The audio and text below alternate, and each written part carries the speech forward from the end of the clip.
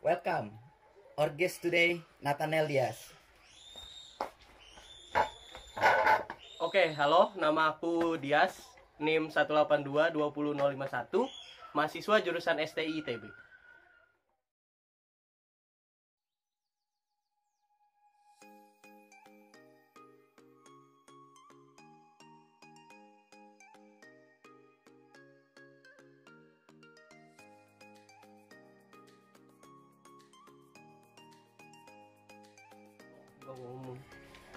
Oi, bangun oi.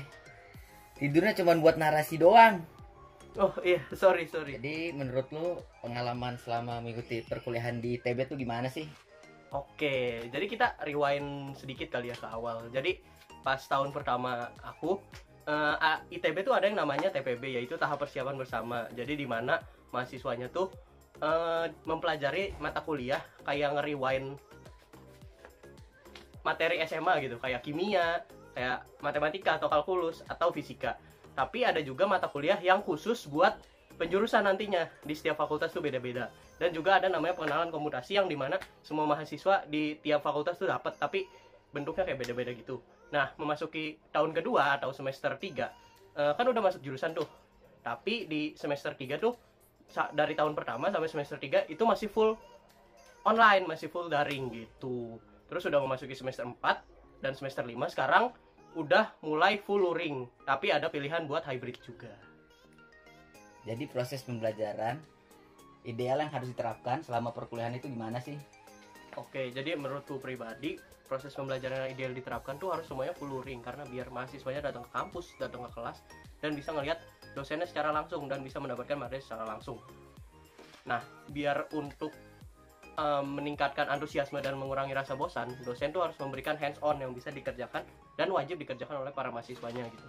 Dan juga dosen juga melakukan showcase project, karena kan jurusanku banyak mempelajari tentang teknologi, dan biar mahasiswa tuh tahu gitu loh dan kebayang contoh konkret project dari dosen tuh apa dan bisa melihat secara langsung gitu. Kalau misalkan untuk daring itu idealnya dosen harus sering menanyakan kepada para mahasiswanya, kayak suka nembak atau memanggil asal aja sih sebenarnya, biar mahasiswanya tuh nggak lost fokus dan bisa tetap fokus karena takut ditunjuk gitu. Kalau misalkan untuk hybrid, dari tim dosen dan juga tim pengajar sebenarnya harus mempersiapkan alat-alatnya dengan baik biar nggak ada kendala seperti kendala suara atau kendala jaringan gitu. Untuk kasus yang mahasiswa harus datang ke kelas dan dosennya di satu kelas lain, sebenarnya menurutku disarankan untuk memakai kelas besar aja, menggunakan kelas besar. Jadi biar dua kelasnya digabung, dosennya datang secara fisik dan juga dosennya mengajar. Kalau misalkan itu nggak mungkin karena mungkin suaranya takut kurang jelas kalau misalkan terlalu belakang atau nggak tempatnya nggak ada yang luas gitu, bisa kayak dibedain jadwalnya, misalnya K1 dari jam 2 sampai jam 4, K2 dari jam 4 sampai jam 6, biar suaranya terdengar jelas, tapi kekurangannya mungkin kayak dosennya tuh harus mengulang pelajaran yang sama gitu. Wah, menarik banget nih. Ada yang ingin disampaikan lagi nggak?